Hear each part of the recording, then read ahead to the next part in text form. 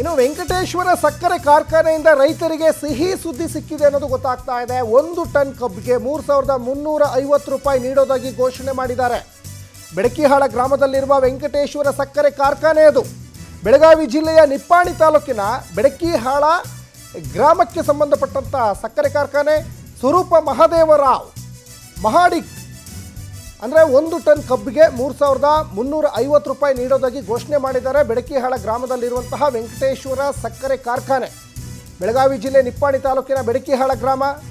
ಸ್ವರೂಪ ಮಹಾದೇವರಾವ್ ಮಹಾಡಿಕ್ ಒಡೆತನದ ಕಾರ್ಖಾನೆ. 1 ಟನ್ ಕಬ್ಬಿಗೆ 3,300 ರೂಪಾಯಿ ನೀಡ್ತೇವೆ ಅಂತ ರಾಜ್ಯ ಸರ್ಕಾರ ಹೇಳಿತ್ತು. ಸರ್ಕಾರ ನಿಗದಿಪಡಿಸಿದ ರೇಟ್ಗಿಂತ 50 ರೂಪಾಯಿ ಹೆಚ್ಚಿಗೆ ನೀಡಲಿಕ್ಕೆ ಈಗ ಸಕ್ಕರೆ ಕಾರ್ಖಾನೆ ಆಡಳಿತ ಮಂಡಳಿಯವರು ಈಗ ಒಂದು ಸಿಹಿ ಸುದ್ದಿಯನ್ನು ಕೊಟ್ಟಿದ್ದಾರೆ ಅನ್ನೋದು ಕೂಡ ಗೊತ್ತಾಗ್ತಾ ಇದೆ. ಸಿದ್ದೇಶ್, ಸಕ್ಕರೆ ಕಾರ್ಖಾನೆಯ ವಿರುದ್ಧವಾಗಿ ರೈತರು ಸಿಡಿದೆದ್ದಿದ್ರು, ಅಹೋರಾತ್ರಿ ಧರಣಿ ಮಾಡ್ತಾ ಇದ್ದಾರೆ. ವೆಂಕಟೇಶ್ವರ ಸಕ್ಕರೆ ಕಾರ್ಖಾನೆಯವರು ಈಗ 3,350 ರೂಪಾಯಿ ಕೊಡ್ತೀವಿ ಅಂತ, ಅಂದರೆ ಸರ್ಕಾರ ನಿಗದಿ ಮಾಡೋದಕ್ಕಿಂತ 50 ರೂಪಾಯಿ ಕೊಡ್ತೀವಿ ಅಂತ ಹೇಳ್ತಾ ಇದ್ದಾರೆ. ರೈತರಿಗೆ ಸ್ವಲ್ಪ ಏನಾದರೂ ಕೊಂಚ ಮಟ್ಟಿಗೆ ಖುಷಿ ಆಗಿದೆಯಾ ಈ ವಿಚಾರ, ಹೇಗೆ ಅಂತ?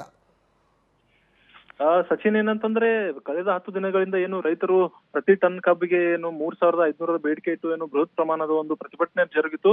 ಅದು ಪ್ರತಿಭಟನೆ ಸುಮಾರು ಲಕ್ಷಾಂತರ ರೈತರು ಈ ಪ್ರತಿಭಟನೆಯಲ್ಲಿ ಭಾಗಿಯಾದ್ರು. ಕನಿಷ್ಠ ಪಕ್ಷ 3,400 ಆದ್ರೂ ಕೊಡಬೇಕನ್ನೋ ಅವರ ಬೇಡಿಕೆಯನ್ನು ಕೊನೆಯದಾಗಿ ನಿನ್ನೆ ಏನಂತಂದ್ರೆ ಸಿಎಂ ಸಿದ್ದರಾಮಯ್ಯ ನೇತೃತ್ವದಲ್ಲಿ ಕಾರ್ಖಾನೆ ಮಾಲೀಕರೊಂದಿಗೆ ಮಾತನಾಡಿ 3,300 ರೂಪಾಯಿದೇನು ಅವರು ಬೆಲೆಯನ್ನ ನಿಗದಿ ಮಾಡಿದ್ರು. ಇದರ ಹಿನ್ನೆಲೆ ಏನಂತಂದ್ರೆ ಬೆಳಗಾವಿ ಜಿಲ್ಲೆಯ ನಿಪ್ಪಾಣಿ ತಾಲೂಕಿನ ಬೇಡ್ಕಿಯಾಳ ಗ್ರಾಮದಲ್ಲಿ ಏನು ಮಹಾರಾಷ್ಟ್ರ ಮೂಲದ ಸ್ವರೂಪ್ ಮಾಡಿಕ್ ಅನ್ನುವ ಒಡೆತನದ ಏನು ವೆಂಕಟೇಶ್ವರ ಶುಗರ್ಸ್ ಅನ್ನುವ ಒಂದು ಕಾರ್ಖಾನೆ ಇದೆ.